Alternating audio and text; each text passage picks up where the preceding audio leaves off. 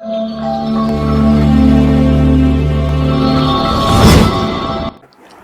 आदाब फ्रेंड्स, मैं डॉक्टर अदनान रफ़ीक हूँ, CLDD हॉस्पिटल जम्मू से। आज हम डिस्कस करने वाले हैं आयुर्वेदिक दवाइयों की वजह से लीवर में जो डैमेज होता है।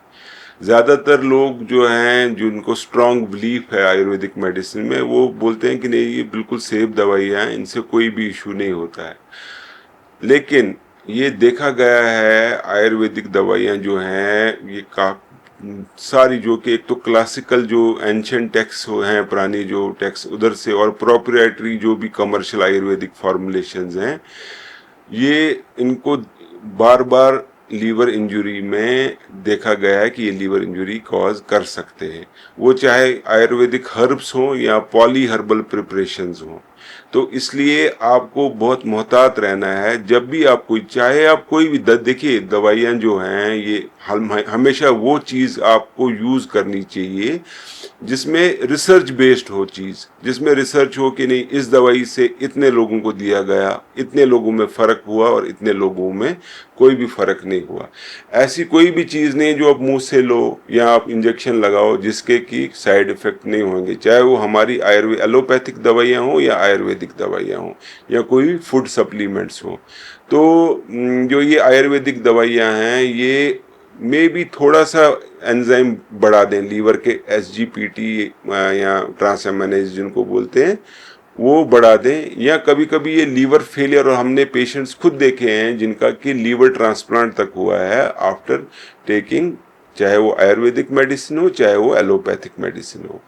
तो अब जो है ये आयुर्वेदिक मेडिसिन जो है, ये कॉमन जो आयुर्वेदिक मेडिसिन है जो कि हम यूज़ करते हैं जिससे कि लीवर डैमेज होता है, तो मैं आपको स्टार्टिंग में, जैसे गिलोय है जिसको हम बोलते हैं टिनोस्पोरा कॉर्डिफोलिया, इसको देखा गया है कि ये लीवर डैमेज करता है। और ये एक चीज़ होती है ऑटो इम्यून हेपेटाइटिस, वो जो कि अपने अगेंस्ट ही बॉडी सेल्स बनाती है, ऑटो इम्यून जैसे पिक्चर देखी गई है गिलोय के साथ में।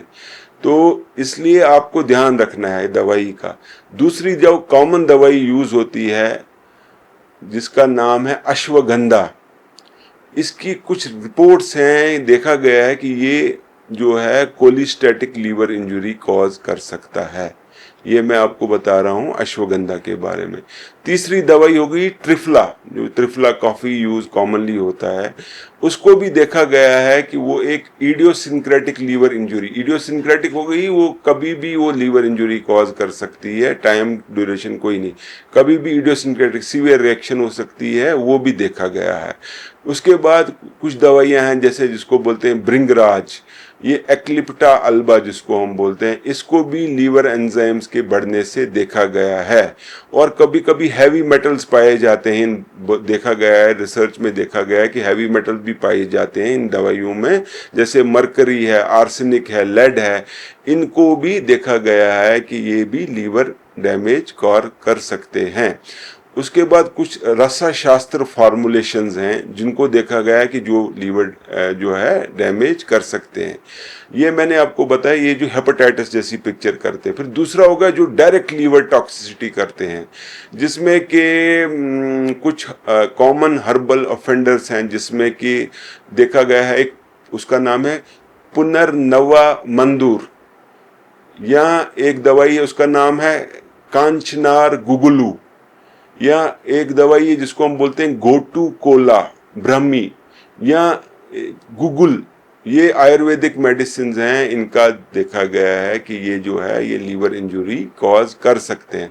अब मैकेनिज्म क्या है, एक मैंने आपको बताया कि एक तो इडियोसिंक्रेटिक डिली हो गई, अनप्रेडिक्टेबल होती है, ये डोज डिपेंडेंट नहीं होती, थोड़ी सी दवाई से भी हो सकता है और ज़्यादा से भी हो सकता है, तो इसको बोलते हैं हम इडियोसिंक्रेटिक डिली। उसके बाद हो गया डायरेक्ट लीवर को डैमेज कर सकते हैं, जो कि इनमें कुछ टॉक्सिक कंपाउंड या हैवी मेटल हो तो उस वजह से। फिर मैंने बताया इम्यून मीडिएटेड लीवर इंजरी, जैसे मैंने आपको बताया ये जो गिलोय के बारे में आपको बताया मैंने। तो अब क्या है, देखो ये जो हम चीज़ें हैं, मैं ऐसे नहीं बता रहा हूँ, पूरी रेस्पॉन्सिबिलिटी के साथ है। इसमें पब्लिश रिपोर्ट्स हैं, स्पेशली फ्रॉम इंडिया और कुछ वेस्टर्न वर्ल्ड में भी, जो कि डॉक्यूमेंट करता है कि ये जो देसी दवाइयाँ या आयुर्वेदिक दवाइयाँ या कभी कभी चाइनीज़ मेडिसिन भी हैं, ये acute hepatitis, cholestatic liver injury, acute liver failure cause कर सकता है। जैसे मैंने आपको बताया, लीवर ट्रांसप्लांटेशन की भी कभी कभी ज़रूरत पड़ सकती है अगर मरीज़ को बहुत ज़्यादा लीवर में डैमेज हो जाए। अब ये प्रेजेंटेशन क्या होती है इनकी देसी दवाइयों की, वो मरीज़ को मैंने जैसे बताया कि माइल्ड एलिवेशन हो सकती है, या कभी कभी उनको जॉइंटिस है, जो प्रोग्रेस होता है, मरीज दवाई बंद नहीं कर रहे, वो बढ़ जाता है। तो इसमें हमें डायग्नोसिस कैसे होता है, डायग्नोसिस थोड़ा सा चैलेंजिंग होता है, लेकिन जो ही हम वो दवाई बंद कर देते हैं तो आप देखोगे कुछ देर में मरीज को इम्प्रूवमेंट शुरू हो जाती है। अगर लेकिन मरीज को सीवियर प्रॉब्लम हो जाए तो फिर उसका आउटकम जो है उतना बढ़िया नहीं होता है। उसके बाद आपको देखिए, अब इसमें जो आयुर्वेदिक दवाइयाँ हैं इसमें आपने कुछ इंपॉर्टेंट कैविएट्स हैं, ये आपने ध्यान रखना है। जैसे कि हमारी दवाइयाँ, सारी दवाइयाँ लीवर डैमेज नहीं करती, वैसे ही सारी आयुर्वेदिक मेडिसिन जो हैं वो लीवर को डैमेज नहीं करती हैं। रिस्क जो है वो डिपेंड करता है कि कौन सी दवाई है, उसकी फॉर्मुलेशन क्या है, डोज ड्यूरेशन कितनी है, और मरीज की इंडिविजुअल ससेप्टिबिलिटी क्या है, और मरीज की जो प्रोडक्ट है उसकी क्वालिटी क्या है, ये सारी पे डिपेंडेंट होता है। कुछ लोग आर्ग्यू करते हैं कि नहीं जी, ये तो कुछ ही रिपोर्ट्स हैं और ये इनसफिशिएंट डाटा है जो कि आयुर्वेद को इम्प्लीकेट कर रहा है। लेकिन अगर आप उसकी स्टैंडर्डाइज, हमने जो लोग सर्विलेंस करते हैं वो दिखाता है कि नहीं जी, इंक्रीजिंग ट्रेंड है, क्योंकि आयुर्वेदिक दवाइयाँ भी ज़्यादातर यूज़ हो रही हैं, बढ़ रही है यूज़ उनका, और वैसे ही लीवर डैमेज का बिकॉज ऑफ आयुर्वेदिक मेडिसिन भी इंक्रीजिंग ट्रेंड है। और अगर इन दवाइयों में चाहे कोई अडल्ट्रेशन हो या कंटेमिनेशन हो, वो भी कॉमनली पाई जाती है, ये उससे और भी लीवर का जो डैमेज है वो बढ़ जाता है इन दवाइयों से।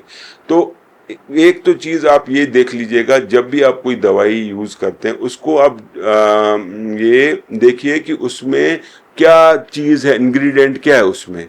और जब आप डॉक्टर के पास जाते हैं आप उसको बोलिए, डॉक्टर साहब मैं ये आयुर्वेदिक या हर्बल मेडिसिन ले रहा था। काफ़ी बार पेशेंट बोलते नहीं जी, इससे कुछ होता ही नहीं है जी, मैंने खा ली दवा, इससे थोड़ा कुछ होता है। तो आपको ये ध्यान रखना है, ये जो भी दवाई है ये लीवर को या और किसी चीज़ को कोई साइड इफेक्ट हो सकते हैं, अगर होते हैं तो हमें वो पता चलेगा, और सो दैट पेशेंट जो है आगे ज़्यादा प्रॉब्लम नहीं होगी। और हमेशा ये याद रखिए, जो भी कोई अनलेबल्ड अनरेगुलेटेड प्रोडक्ट्स हैं उनको बिल्कुल आपको अवॉइड करना चाहिए। और अगर आपने काफ़ी देर से कोई देसी दवाई या आयुर्वेदिक दवाई खा रहे हैं किसी भी फॉर्म में, चाहे वो सप्लीमेंट हो, चाहे किसी भी फॉर्म में, चाहे इम्यूनिटी बूस्टर जैसे भी ये बोलते हैं, आप उसका ध्यान रखिए कि उसमें कहीं पे दिक्कत तो नहीं हुई। आप लीवर फंक्शन आप अपना ज़रूर करवा लीजिए।